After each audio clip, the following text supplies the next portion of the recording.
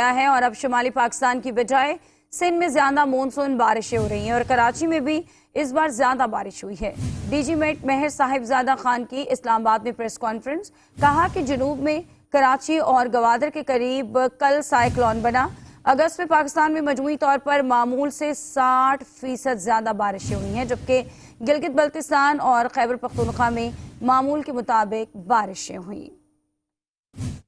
Climate change की वजह से हमारा एक शिफ्ट हो गया एरिया कि पहले हमारे शुमाल में बारिशें ज़्यादा होती थी।